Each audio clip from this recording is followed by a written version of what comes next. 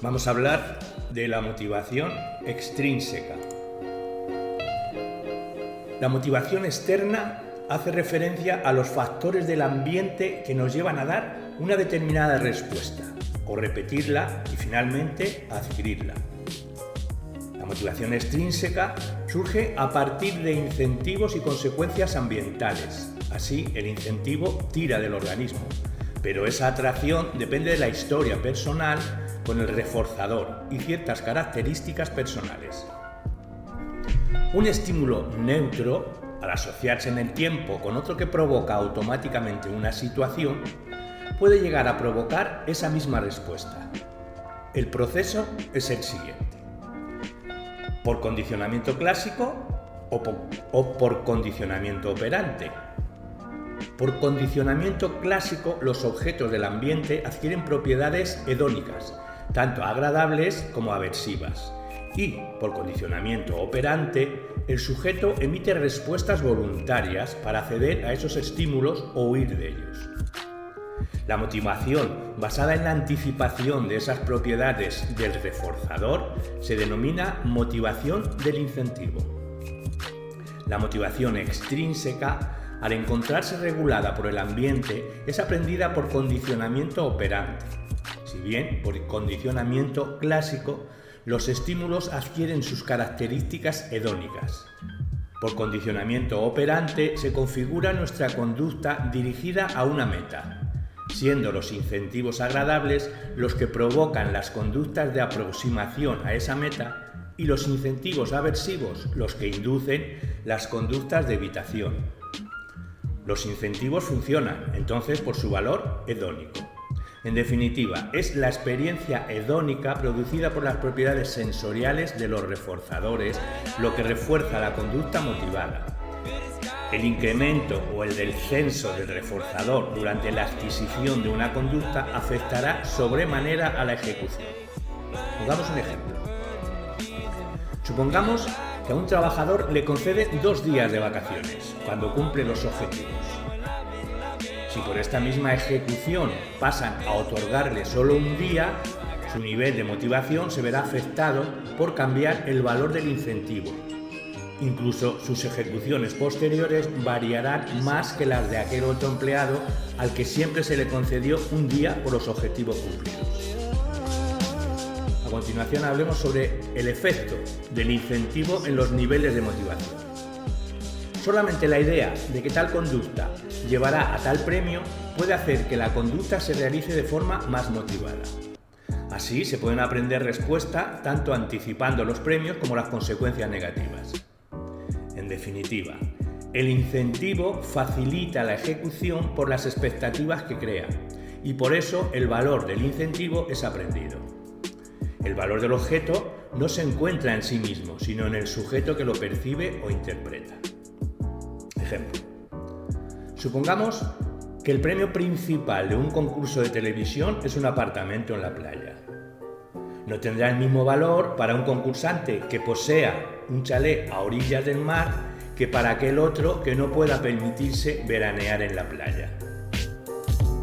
Los incentivos siempre preceden a la ejecución, creando una expectativa de futuras consecuencias, buenas o malas, sobre la conducta.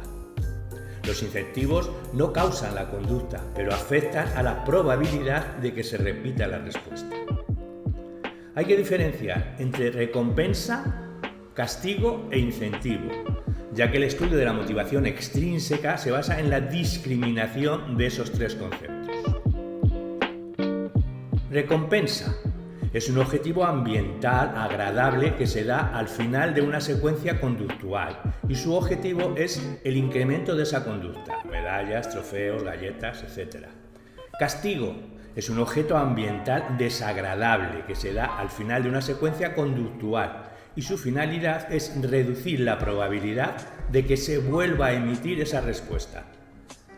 La crítica después de un mal partido. Incentivo es aquel objeto ambiental que se conoce de antemano que se va a conseguir si se realiza determinada ejecución y en este sentido atrae a la persona a realizarla. Es el componente motivacional de la acción.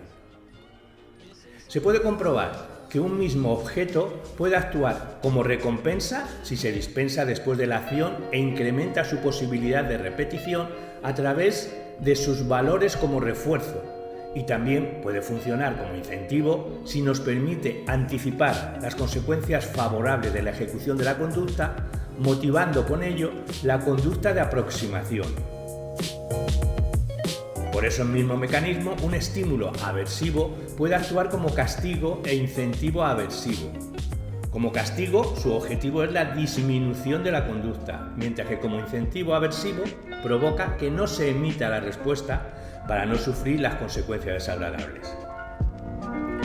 Los incentivos difieren de los reforzadores en su momento de aparición y en cómo motivan el comportamiento. Mientras que el reforzador, al darse al final de la respuesta, determina el que se vuelva a emitir el incentivo, al adelantarse al comportamiento, refuerza o debilita el inicio de la conducta. Las consecuencias del incentivo agradable sobre la motivación es el saber que a determinada conducta le siguen determinadas consecuencias favorables para el organismo.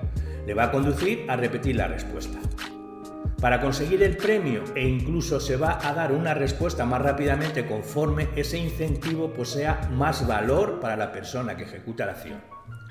Los elementos que afectan a la motivación de incentivo cuando se está aprendiendo una conducta que es premiada son los siguientes: la contingencia incentivo-conducta motivada, la cantidad y la calidad del incentivo, la detección de causalidad, la demora del incentivo y el efecto de los niveles de motivación sobre la ejecución.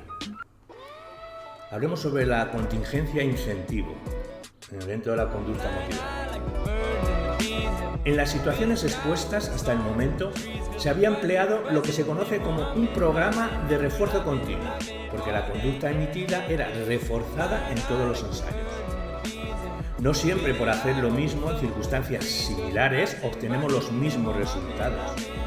La misma ejecución a veces se refuerza y otras no. Del mismo modo, haciendo y dedicando el mismo esfuerzo y las mismas horas al estudio de dos asignaturas, una de ellas se aprueba y a lo mejor con buena nota y la otra se suspende. Con lo cual en una se obtiene la recompensa esperada y en la otra no, afectando estos resultados a nuestro nivel de motivación para preparar la asignatura en la que se ha fallado.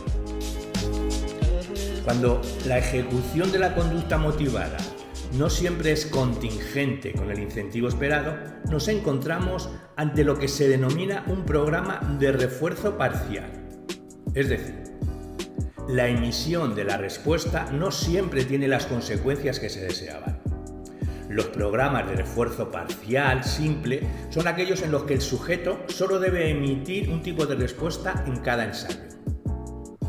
Los programas de refuerzo simple se pueden llevar a cabo de dos maneras diferentes. O bien, manipulando el número de respuestas que se tiene que emitir para recibir el incentivo, o bien, se puede establecer que el incentivo se dispense después de un periodo de tiempo determinado. Cuando el sujeto debe ejecutar la respuesta un número de veces determinado antes de recibir el incentivo, nos encontramos ante un programa de refuerzo de razón. Si lo que establecemos es una situación en la que solo daremos el incentivo cuando haya transcurrido un tiempo determinado, nos encontraremos ante un programa de refuerzo de intervalo.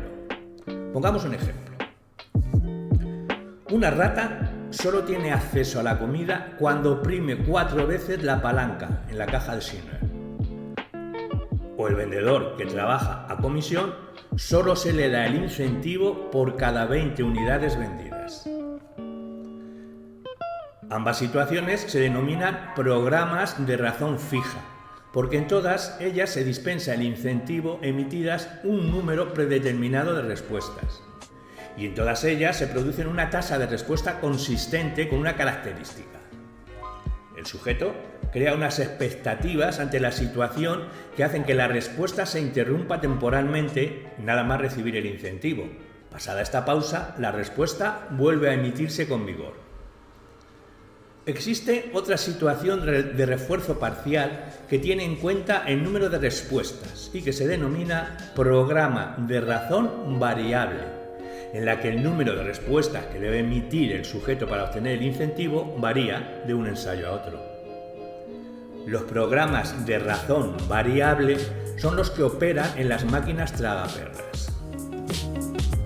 Veamos aquellas situaciones de programas de intervalo en las que se permite el acceso al incentivo al emitir la respuesta pasada un tiempo determinado. A medida que se va adquiriendo la respuesta, lógicamente el sujeto va aprendiendo la situación y adecuando sus expectativas, lo que le lleva a predecir la aparición del incentivo y provoca que anteriormente a él no emita la respuesta. Pero al aproximarse la finalización del plazo de tiempo, el sujeto incremente significativamente su número de respuestas, la evaluación durante el curso académico escolar. Pongamos un ejemplo. Ejemplo de programa de intervalo. Conforme se acerca la fecha del examen, el alumno estará motivado para incrementar sus horas de estudio, y una vez realizada la prueba dejará de estudiar unos días. Se ha presentado una situación en la que se dispensa el incentivo pasado un tiempo fijo establecido previamente, por lo que se denomina programa de intervalo fijo. En otras ocasiones se puede manipular un intervalo de tiempo medio que varía de un ensayo a otro. En estos programas de intervalo variable, la tasa de respuestas es más estable y la cantidad de respuestas se ve influenciada por la duración del intervalo, debido a que el sujeto le es difícil crearse unas expectativas sobre la situación. Pongamos un ejemplo. Se puede observar durante una cacería en la que el cazador puede obtener su presa después de esperar pacientemente, y en otras el animal puede aparecer inmediatamente. Comparando los dos tipos de programa, razón e intervalo, se concluye en que los de razón emiten mayor número de respuestas y los de intervalo suelen darse pausas después de recibir los reforzadores.